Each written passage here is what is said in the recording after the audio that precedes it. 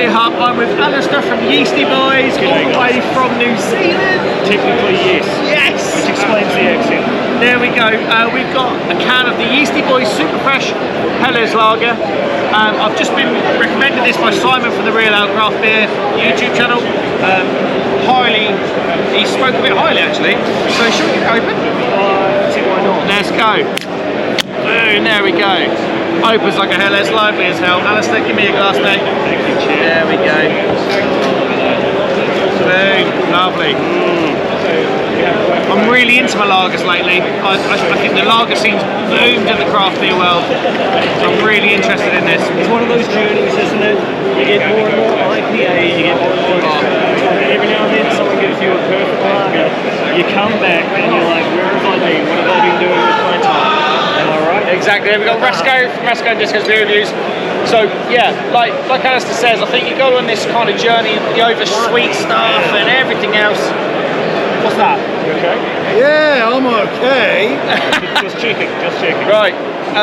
Alister, what makes this beer what it is in your opinion? Well, it's kind of interesting. Like anyone who knows Yeastie Boys kind of knows maybe that we're a craft brewery.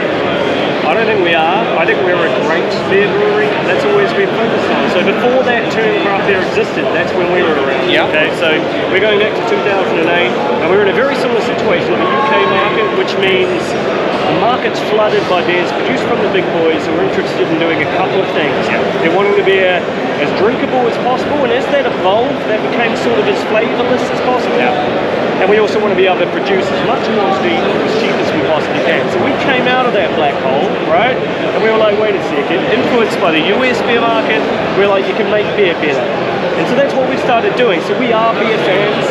We're not about making the most hoppiest, newest, most fashionable beer because we're influenced by good beer. We find styles we love and we want to make it. So we were challenged to make a really, really good lager. Okay. And it's kind of funny because when it comes to lager, we know it's been around for a long time. Gotcha. And there's some places in the world that have perfected it. So we didn't need to reinvent the wheel.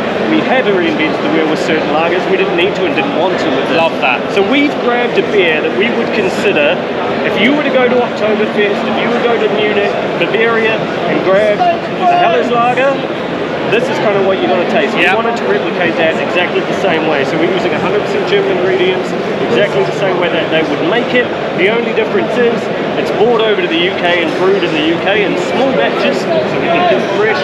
And the weirdest part is it's brewed by Kiwis. So it's Kiwis with German products brewing in the UK. Well, I'll tell you what, cheers to that.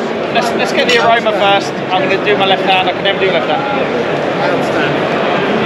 Oh, it just smells lovely, sweet and malty. Just a lovely, gritty kind of sweet maltiness going to go. Yeah. That smells cracking. And what ABV is it, sorry? 4.6. 4 point. Oh, good. Bang Good on where it ABV, should be. yeah, Bang on absolutely. where it should be. Yeah, I like Absolutely. that. Should we go in? I've already I can see no reasons why not. Let's do it then. Cheers. Cheers.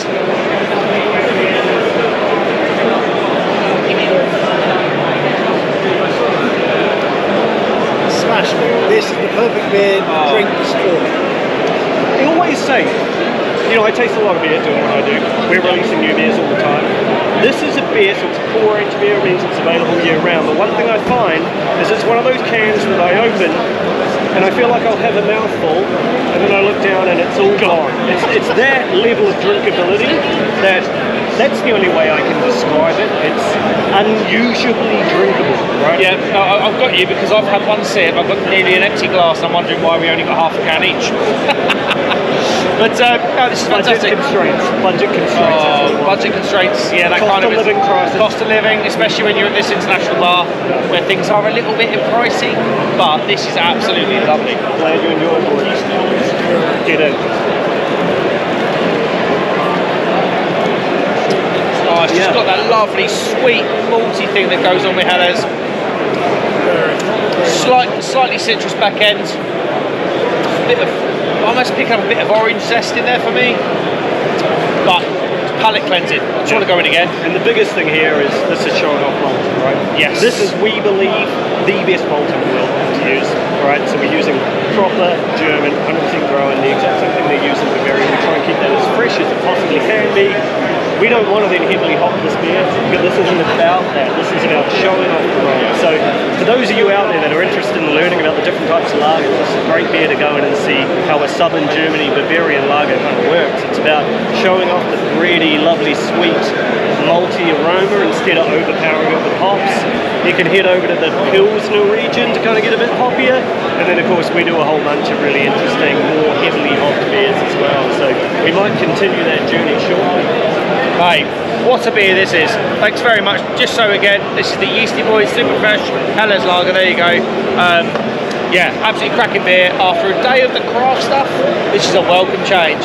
Alister, thanks so much for having me, mate. Cheers, buddy. What a legend this man is. We'll see you on the next one. Cheers. Nice one.